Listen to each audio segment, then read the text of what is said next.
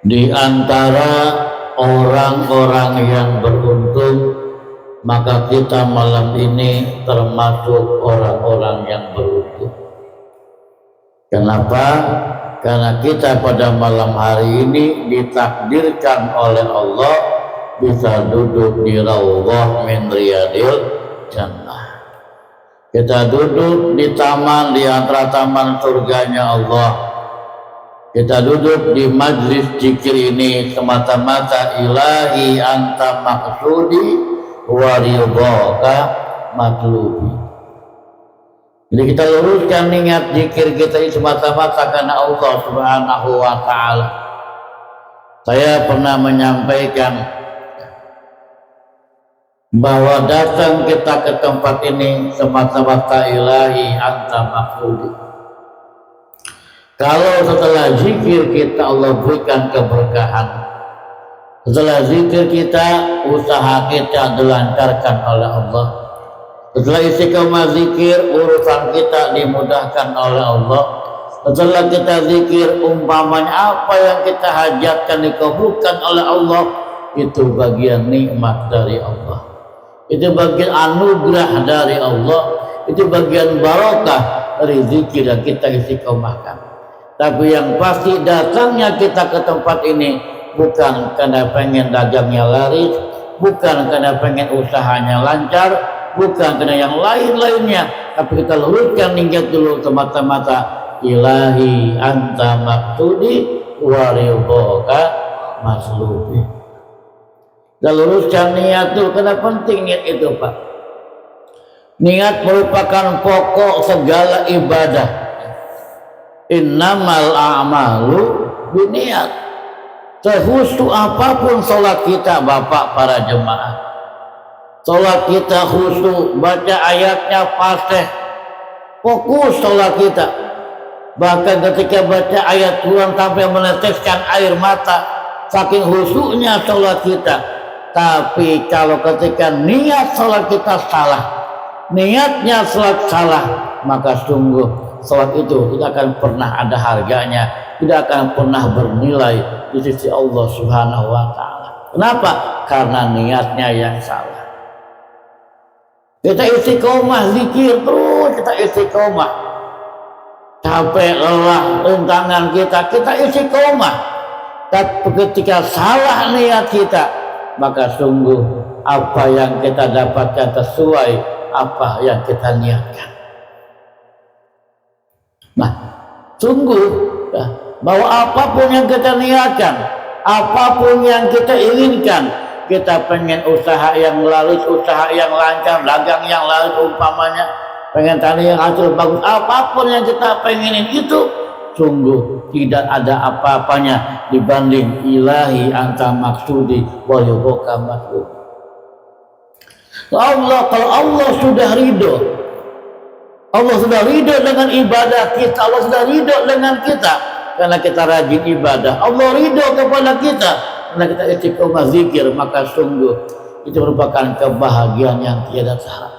Kalau Allah sudah ridho, maka apa yang akan kita minta dipermudahkan oleh Allah Subhanahu wa taala. Bapak, saya pernah cerita bagaimana dahsyatnya niat ini. Ini sumbernya adalah kitab Mukasyfatul Qulub, Pak. Masa ulang cerita lagi dengan sedikit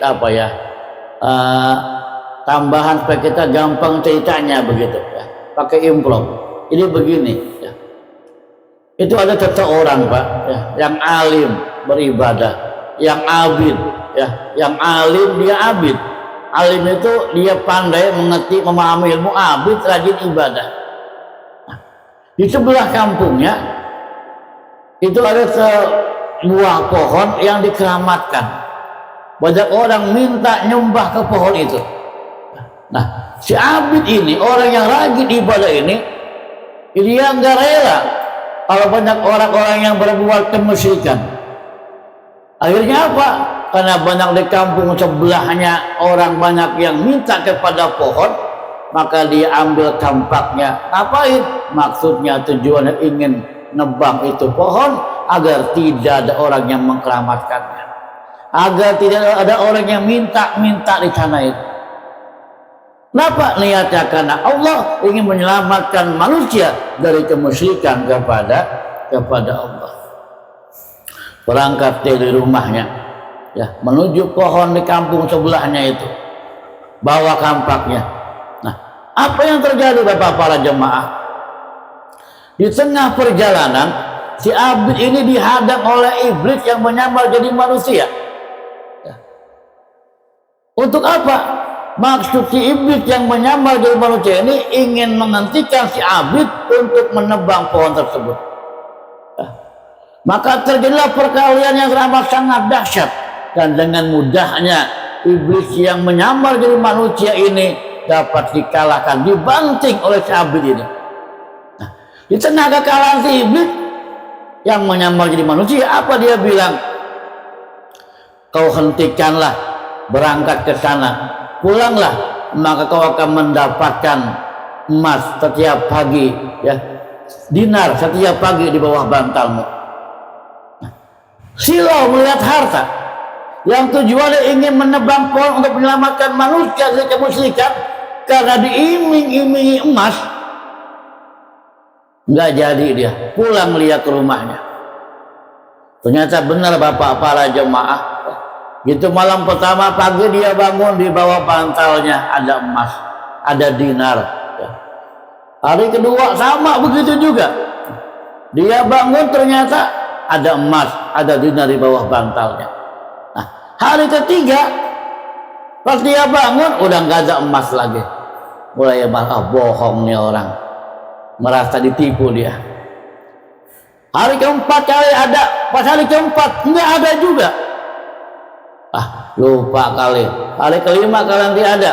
Sampai hari kelima pas bangun tidur ternyata kembali tidak ada dinar di bawah bantalnya. Marah si Abid ini. Akhirnya dia kembali ambil kampaknya untuk nebang pohon itu. Dia ambil kampaknya untuk nebang pohon di kampung sebelahnya. Kembali tengah perjalanan dihadang oleh iblis yang menyamar jadi manusia yang dulu pernah dikalahkan oleh Abid. Kembali terjadi pertarungan, Pak, perkelahian, dan sungguh aneh bin ajaib pada saat itu dengan mudahnya si Abid dikalahkan oleh iblis yang menyamar jadi manusia. Padahal sebelumnya dia menang. Kenapa kok sampai dengan mudahnya dikalahkan?